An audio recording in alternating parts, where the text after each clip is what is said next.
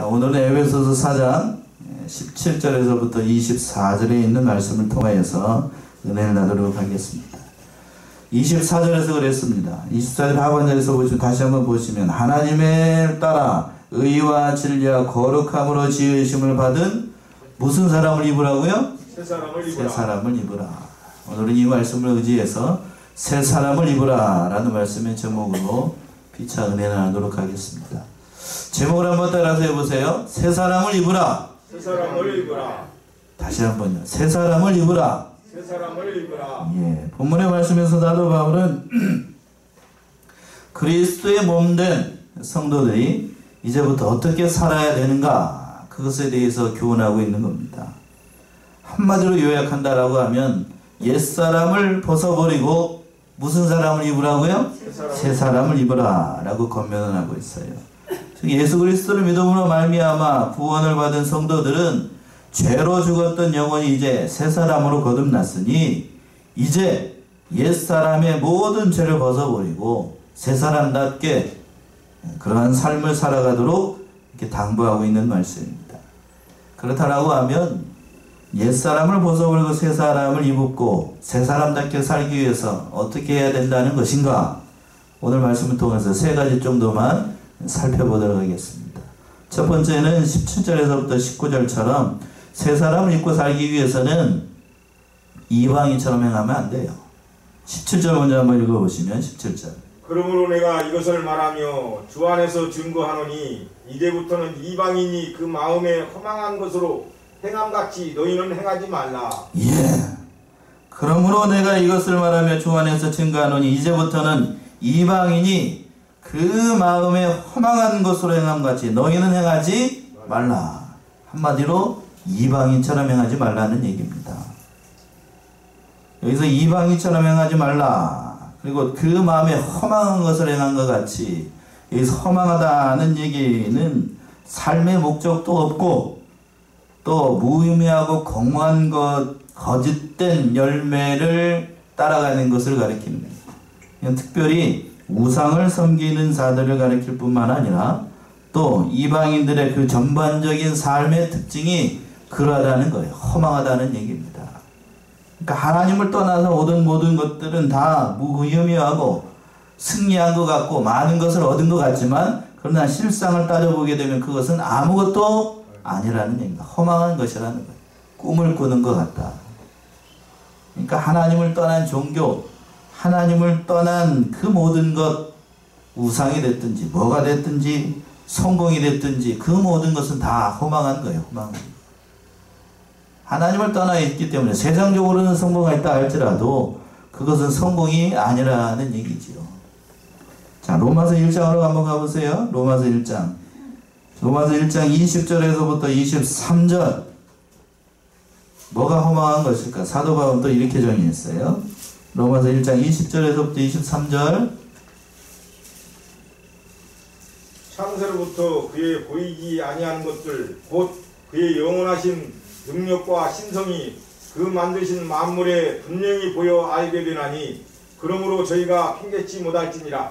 하나님을 알되 하나님으로 영화롭게도 아니하며 감사치도 아니하고 오히려 그 생각이 허망하여지며 미련한 마음이 어두워졌나니 스스로 지혜 있다 하나 우준하게 되어 썩어지지 아니하는 하나님의 영광을 썩어질 사람과 금수와 버러지 형상의 우상으로 바꾸었느니라. 예.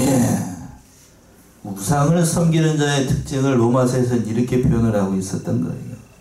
21절에서 그랬지요. 하나님을 알되 하나님을 어떻게 않는다고요? 영화롭게도 않고 감사치도 않고 오히려 그 생각이 어떠해진다고요? 허망하여집니다.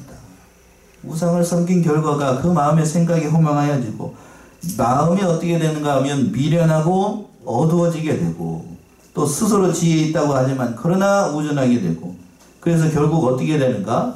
썩어지지 않은 하나님의 영광을 뭘로 만들어요? 금수와 바로지 형상과 같은 그러한 하나님께 영광을 돌려야 될 그거를 우상을 섬기면서 그것이 마치 우리에게 복을 주는 것처럼 섬기게 된다는 거예요. 이 이방인의 특징, 하나님을 믿지 않는 사람들의 특징, 그 모든 삶에 있어서 하나님을 인정하지 않고 하나님께서 이루어진다라는 사실을 믿지 않기 때문에 그렇게 나아가는 겁니다. 결국 아무것도 얻는 게 없어요. 그 인생 나락에 가서, 인생 마지막에 가서는 남는 게 아무것도 없습니다. 허망한 거에 불과해요. 허망한 거. 많은 것을 이루고 많은 것을 얻었다 할지라도, 세상적 관점에서 형통의 길을 걸었다 할지라도 그 인생의 끝에서 하나님은 그걸 인정하지 않아요. 남는 게 없어요. 남는 게 없습니다. 그래서 허망하다는 얘기예요. 그러니까 첫 번째 그러니까 이방인처럼 행하지 말라는 것은 그 마음에 허망한 것, 다른 말로 얘기하면 뭘 섬기지 말라는 얘기일까요? 우상 섬기지 말라는 얘기예요. 그건 허망한 거예요. 헛된 거고, 복도 줄 수도 없고 저주도 줄 수 없는 그 우상을 섬기지 말라는 얘기입니다. 계속해서 우상을 섬기게 되면 어떻게 되는가? 18절의 말씀이 그 영적인 상태, 우상을 섬기는 사람들, 하나님 없이 사람들의 특징이 나타나 있습니다. 18절 보시면 저희 총명이 어두워지고 저희 가운데 있는 무지함과 저희 마음이 굳어짐으로 말미암아 하나님의 생명에서 떠나 있도다. 예, 두 번째 그 이방인을 섬기는 사람, 이방인의 특징은 영적으로 어두워져 가지고 뭐가 사라지게 되냐면 저희의 총명이 어두워집니다. 총명. 영적인 도덕적인 상태를 18절과 19절에서 얘기하고 있는데, 특별히 18절에서는 그 영적인 상태를 얘기를 하는 거예요. 총명이 살아있으니까, 총명이 사라지게 되니까, 총명이 어두워지게 되니까 무엇이 진리이고 무엇이 선이고 악인지를 구별할 수가 없게 되는 거예요. 그러니까 점점 더 어두워지게 됩니다. 점점 더 어두워지게 돼요. 인간이 죄를 범하고 난 다음에, 처음에 선악과를 따먹고 아담과 하와가 범죄하고 난 다음에 그 총명이 사라졌어요. 그 총명이 사라졌어요. 하나님을 아는 그 총명이 사라지게 되고, 하나님 기준으로 살았던 사람들이 누구를 기준으로 살게 되냐면 이제 자기 자신을 위해서 살기 시작합니다. 그 총명이 사라져요. 우상을 섬기게 되면 결국 그렇게 된다는 얘기예요. 총명이 사라지게 됩니다. 또 하반절에서 그랬습니다. 뭐라고 그랬냐면 저희 가운데 있는 모함과 무지함과 저희의 마음이 굳어짐으로 말미암아 하나님의 생명에서 떠나게 됩니다. 그러니까 저희 가운데 있는 무지함과 저희 마음의 굳어짐으로 말미암아, 이서 무지라고 하는 것은 하나님을 인정하지 않는 그런 완고한 마음을 얘기하는 거예요.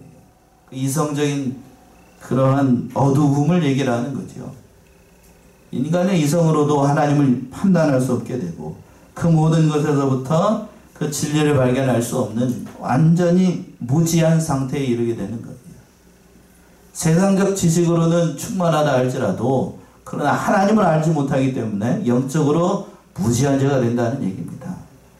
박사학위를 10개를 가지고 있어도 세상적으로 봤을 때 똑똑하고 잘났을지 모르겠지만, 그러나 하나님의 관점에서는 그건 하나님을 알지 못하기 때문에 뭐한 사람이냐면 무지한 사람이 무지한 사람이 돼요.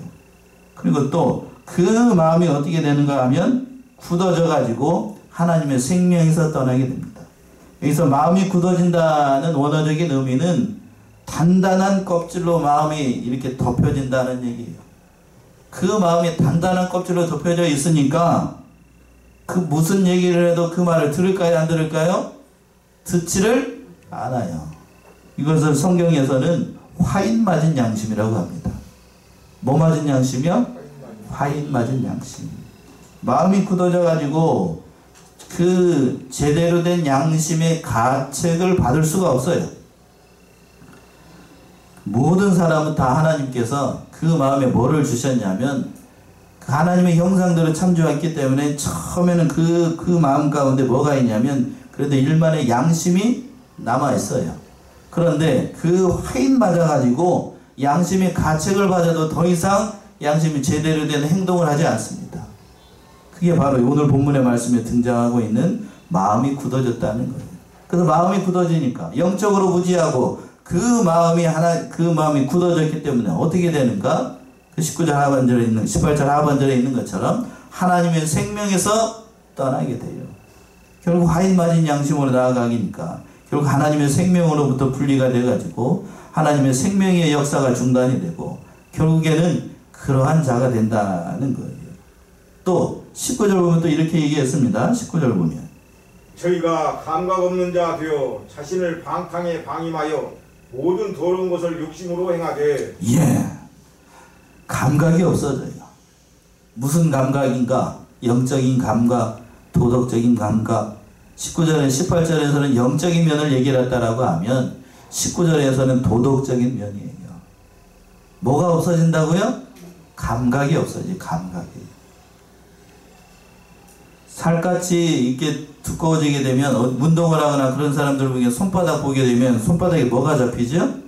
굳은 살이 박히잖아요. 그렇죠? 일을 많이 하는 사람들 보면 굳은 살이 잡히게 되는데 그 굳은 살 바늘로 찔러도 아픈가요? 안 아픈가요? 안 아프죠?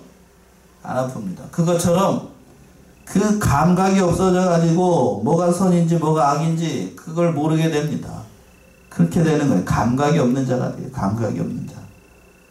그러니까 결국에는 자기의 수치심과 더러움과 양심의 고통에 있어서도 그 호소하는 그것에 대해서도 감각이 없는 자가 돼가지고 완전히 그 고통의 길로 걸어가고 있음에도 불구하고 돌이킬 수가 없는 상태에 이르게 되는 거예요.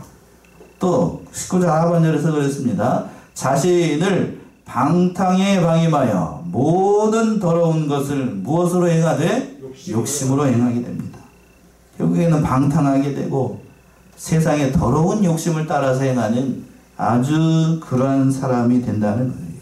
여기서 방탕하다는 것은 성적인 방탕과 단순히 욕심만을 위해서 살아가는 그러한 상태를 얘기를 하는 거예요. 그러니까 자기 자신만을 위해서, 세상 것만을 위해서, 다른 이웃이나 그 사회나 국가나 또는 하나님을 위해서나 사는 건 조금도 없어요. 오직 누구만을 위해서? 나만을 위해서, 나만을 위해서 살아가요. 나만을 위해서. 이게 방탕이라는 거예요. 방탕. 그리고 또 더러운 욕심으로 행한다. 더러운 욕심. 잘되기 위해서 거침없이 죄를 지키고 세상에서 잘되기 위해서 그냥 그 더러운 욕심을 따라서 전혀 자기에게는 그런 소망이 없는 것처럼 하나님도 두려워하지 않고 더더군다나 사람도 두려워하지 않아요. 하나님도 두렵지 않은데 뭐 사람 따위가 뭐 두렵겠어요? 그러한 욕심으로 기울어지는 악한 사람이 된다는 거예요. 안타까운 사실입니다만 오늘날 현대 기독교인들의 문제점이 이 죄에 대해서 감각이 어떻게 되는가? 둔한 죄가 됐어요.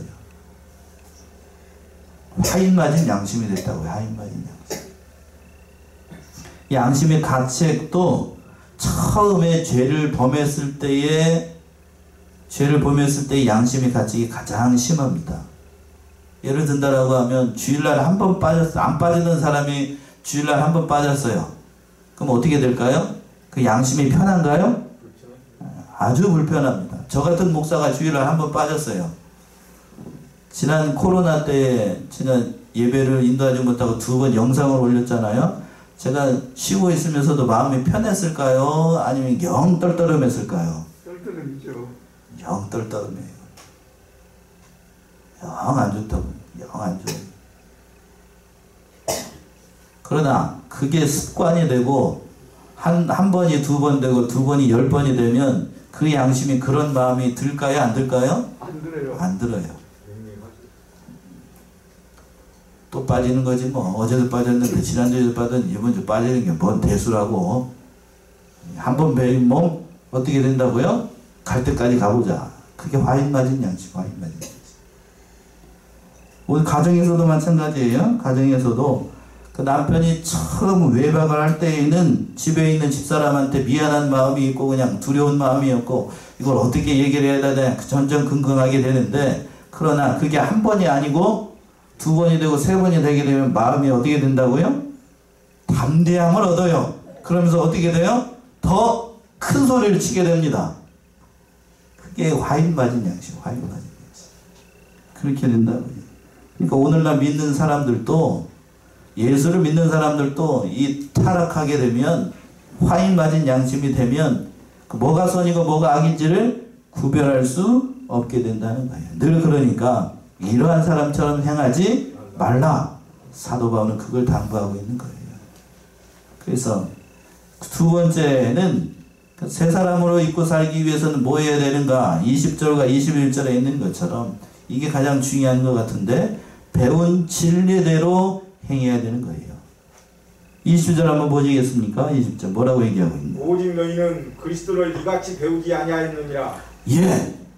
자, 잠도결금 20절 우리 합독합시다. 20절 짧으니까요. 시작. 오직 너희는 그리스도를 이같이 배우지 아니하였느니라.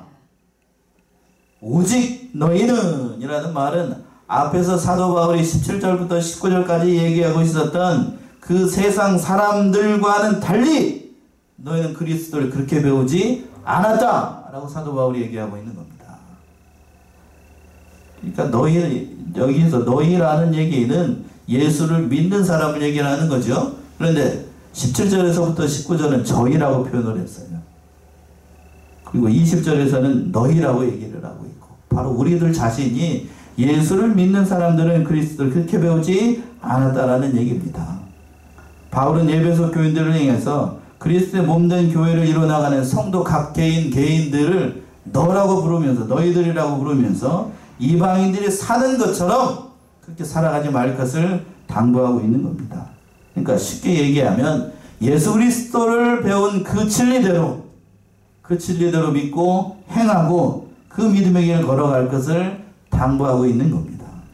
또 21절 보시면 또 뭐라고 말씀하고 있나요? 21절 진리가 예수 안에 있는 것 같이 너희가 과연 그에게서 듣고 또한 그 안에서 가르침을 받았을진데. 예, 진리가 누구 안에 있는 것 같이? 예수 안에 있는 것 같이. 진리가 예수 안에 있다는 말을 이것을 뒤집어서 생각한다라고 하면 예수 밖에는 진리가 있다는 얘기인가요? 없다는 얘기인가요? 진리가 없죠. 예수 밖에는 진리가 없습니다. 진리가 예수 안에 있다는 것은 이거는 시공을 초월해서 그 분명한 사실로 변함없는 진리라고 하는 거예요. 예수를 떠나서는 그러니까 우리가 구원의 길도 없고 그 진리도 없고 살아가는 방법이 예수 외에는 다른 길이 없다는 얘기예요. 특별히 오늘 이 말씀 20절과 21절을 보게 되면 바로 우리가 배운 진리대로 예수님을 통하여서 또한 목사님과 교회의 그 모든 말씀들을 통해서 주신 그 배운 진리대로 행하는 것이 바로 참 신자의 길이고 새 사람을 입고 살아가는 가장 중요한 원리라는 사실을 깨닫게 됩니다. 특별히 하나님께서 오늘날 대한민국을 사랑하시고 복음의 빛을 주셨어요. 세상에 많고 많은 나라 가운데 특별히 대한민국 그때 당시에는 처음 조선이죠. 조선시대 때에 전혀 소망이 없던 민족에게 하나님께서 그 복음의 빛을 들고 수많은 선교사들이 들어와 가지고 그 복음의 빛을 주셔가지고 우리나라가 지금 이렇게 잘 살 수 있게끔 만들어 주셨어요. 이 배운 진리대로 한다. 그리고 또 특별히 그 많은 교회들 가운데 우리나라에도 많은 교회가 있고 많은 교단들이 있습니다. 그런데 그 특별히 비록 작은 교단이지만 하나님께서 우리 교단을 사랑하시고 지금 이 시간까지 많은 은혜를 베풀어 주시고 또 특별히 다른 교단을 가는 다른 우리는 뭐를 중심으로 하나님의 말씀을 선포하냐면 성경을 중심으로 성경만을 가르쳐요. 성경만을 가르쳐요. 그래서 남다른 진리가 있고 성경에서 말씀하시는 그 모든 말씀들을 지키려고 애를 쓰는 것이 바로 우리 교단의 특징이에요. 특징. 우리 교단에게 주신 하나님의 진리가 많아요.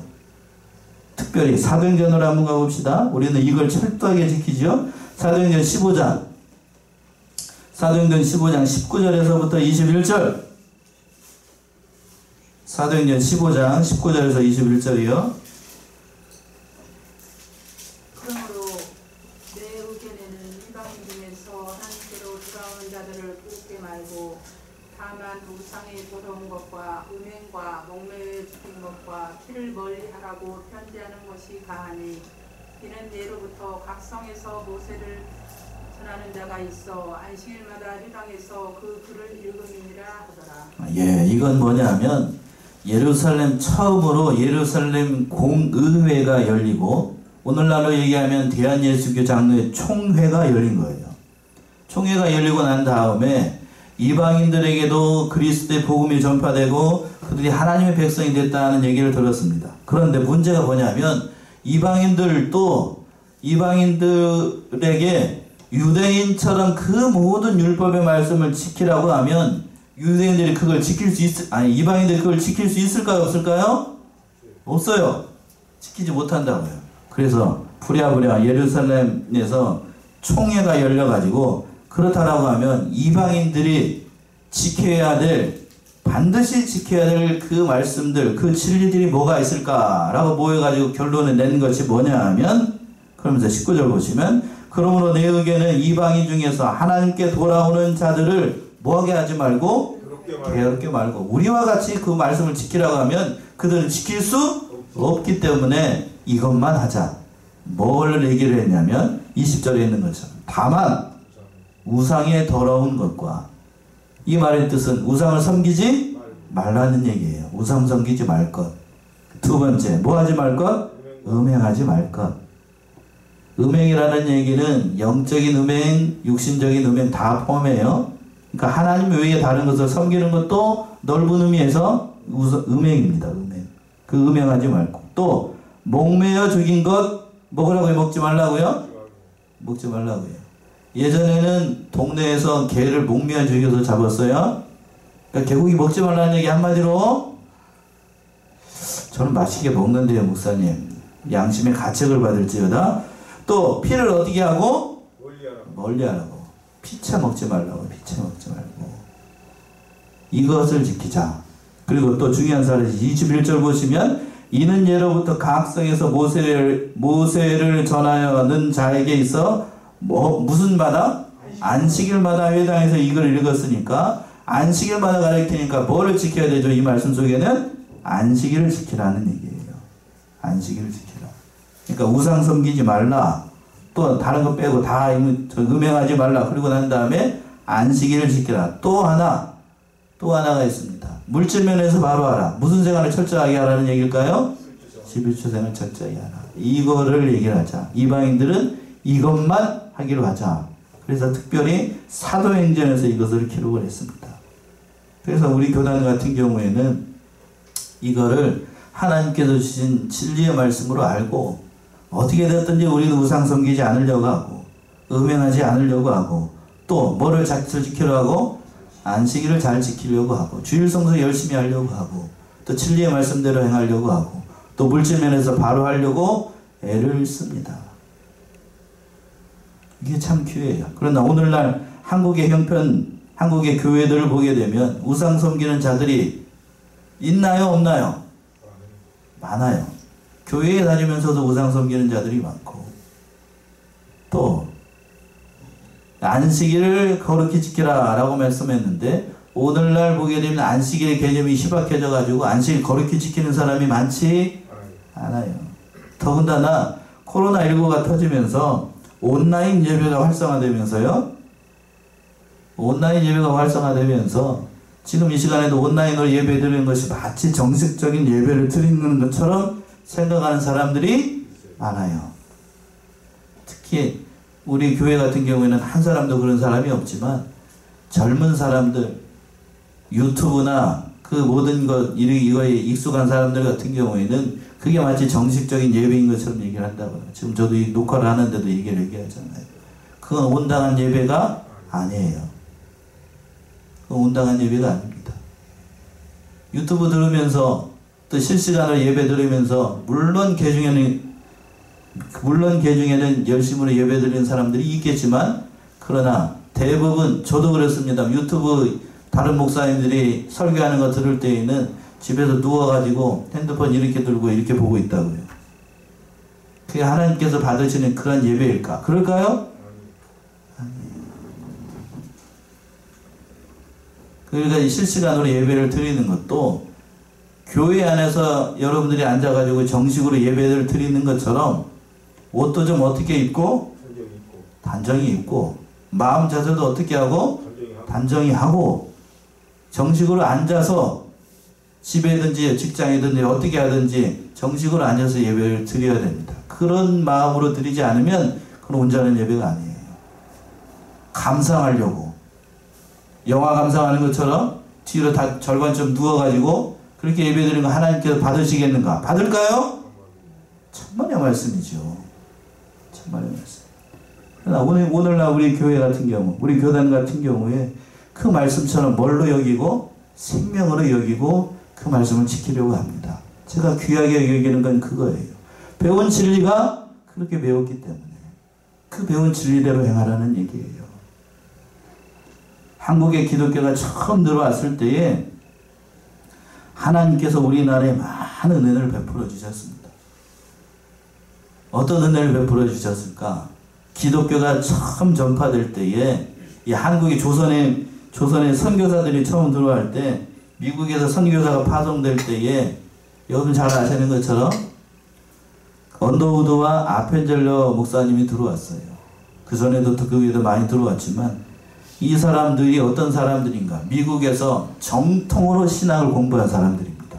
사이비가 들어오지 않았어요. 이해되십니까? 그리고 그 뒤를 이어서 들어온 사람들, 정통 신학을 공부한 사람들이고 장로고 목사님들 가운데서도 미국의 북장로계 계열, 미국에서도 가장 보수적이고 가장 경건한 목사님들이 대한민국에 먼저 들어왔습니다. 남장로계도 있고 자유주의 신학을 하는 그러한 장로교도 있어요. 그런데 하나님께서 대한민국을 사랑하시기 때문에 가장 경건하고 가장 보수적이고 가장 정통인 장로교가 어느 나라에 먼저 들어와요? 한국에 먼저 들어왔어요. 장로교면 그랬는가? 기독교 감리교회나 성결교도 마찬가지예요. 거기에서도 정통이 있고 좀 이렇게 얘기하기 좀 그렇습니다만 정통이 아닌 데가 있어요. 보수가 있고 진보가 있었다고요. 그런데 대한민국에 먼저 들어온 건 진보였을까요? 보수였을까요? 보수였어요. 성경으로만 하는 이것이 한국에 베푼 하나님의 은혜였어요. 하나님의 은혜. 그래서 그 자유주의 신학이 들어올 수도 있고 신비주의 신학이 먼저 들어올 수 있고 사이비한 이단 신학이 먼저 들어올 수도 있는데 하나님은 대한민국을 선교의 중심 국가로 만들기 위해서 하나님께서 그렇게 한국에 은혜를 베푸셨던 거예요. 그래서 특별히 대한민국에서는 장로교가 꽃을 피웠습니다. 장로교. 우리나라 같은 경우에는 대한예수교 장로회라고 하는 장로교회가 많으니까 전 세계에 장로교인이 많은 것 같죠? 예? 많지 않아요. 장로교인이 많지 않다고요. 기독교 인구 중에 전 세계 장로교인이 약 3천만 명이에요. 몇 명이요?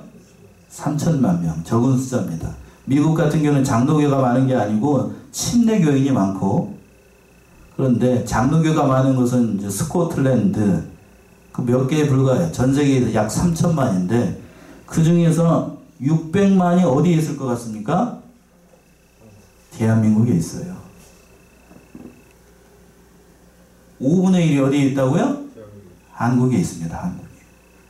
이게 하나님의 은혜죠. 하나님의 은혜. 하나님의 은혜. 하나님의 은혜가 아니면 설명이 불가능한 들이 얼마나 많은지 알 수가 없습니다.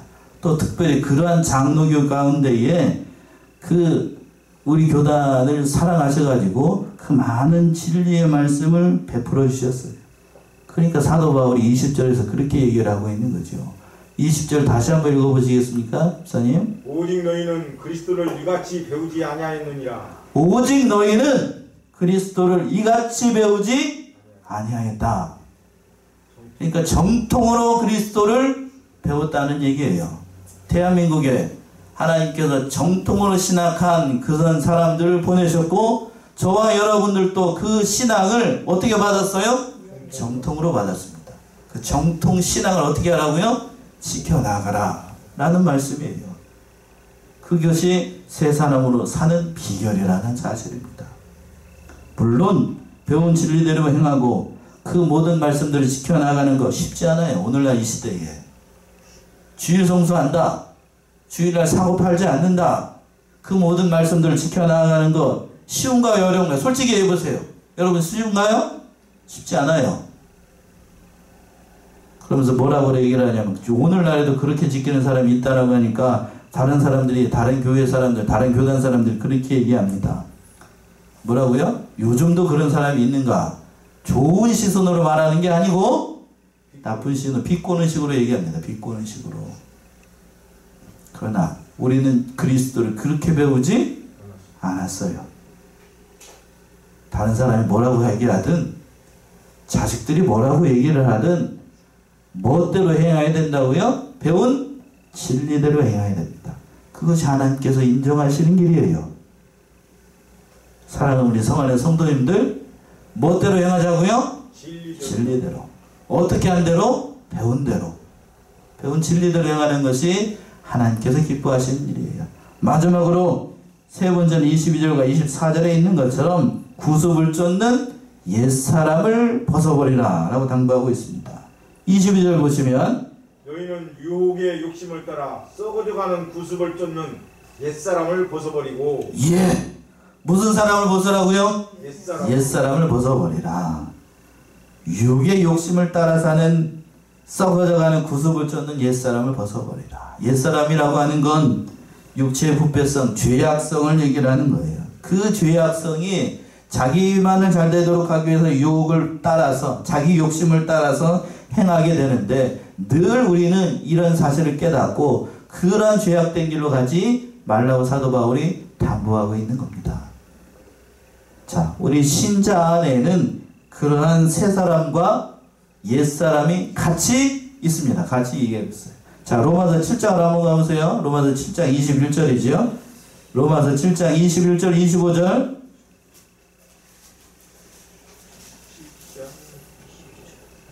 로마서 7장 21절에서부터 25절. 그러므로 내가 한 법을 깨달았노니 곧 선을 행하니 원하는 나에게 악이 함께 있는 것이로다. 내 속사람으로는 하나님의 법을 즐거워하되 내 지체 속에서 한 다른 법이 내 마음의 법과 싸워 내 지체 속에 있는 죄의 법 아래로 나를 사로잡아 오는 것을 보는도다. 오호라, 나는 곤고한 사람이로다. 이 사망의 몸에서 누가 나를 건져내랴. 우리 주 예수 그리스도로 말미암아 하나님께 감사하리로다. 그런즉 내 자신이 마음으로는 하나님의 법을, 육신으로는 죄의 법을 섬기노라. 25절 하반절에서 그렇게 했죠. 그런즉 내 마음이, 내 자신이 마음으로는 누구의 법을? 하나님의 법을. 육신으로는 누구의 법을? 죄의 법을. 그러니까 이것을 가리켜서 성도의 내적 투쟁이라고 얘기합니다.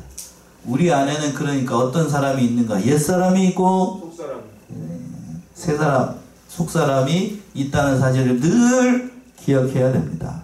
그러니까 우리는 그 옛사람 어떻게 해야 된다고요? 벗어야 돼요. 벗어야 돼요. 우리가 벗을 능력이 있는가? 우리 안에 누가 함께 하시죠? 하나님 말고 구체적으로 성령이죠. 성령이 함께함으로 말미암아 그 옛사람을 내 능력으로는 물론 안 돼요.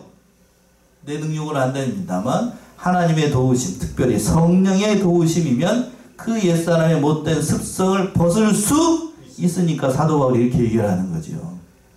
벗어, 옛사람 벗어라는 거예요. 그래서 어떻게 하라는 건가? 23절 24절이요. 오직 심령으로 새롭게 되어 하나님을 따라 의와 진리의 거룩함으로 지으심을 받은 새 사람을 입으라. 예, 이렇게 살라고요. 오직 심령으로 새롭게 되어 하나님을 따라 의와 진리의 거룩함으로 지으심을 받은 뭔 사람을 입으라고요? 새 사람을 입으라. 사도 바울이 이렇게 당부하고 있습니다. 이 말씀처럼 우리가 이 말씀대로 행하게 되면 하나님께서 기뻐하시는 그 복된 인생의 길을 걸어갈 수 있습니다. 오늘 무슨 사람을 입으라고 하면? 새 사람을 입으라. 그러니까 오늘 이 말씀처럼 우리의 옛 사람을 벗어버리고 새 사람을 입어서 하나님께서 기뻐하시는 그 복된 인생의 길을 걸어가고, 여기서 가장 중요한 건 두 번째 제가 말씀했던 것처럼 뭐대로 행해야 된다고요? 배운 진리대로 행하라. 우리 교단에 주신 진리가 있고 우리 교회에 주신 진리가 있습니다. 다른 사람들이 뭐라 하든 그 하나님께서 기뻐하시는 일인 줄 알고 그 믿음의 길을 걸어 나아가므로 진실로 새 사람답게 살아나가시는 저와 여러분들이 다 되시기 바랍니다. 네, 기도하겠습니다.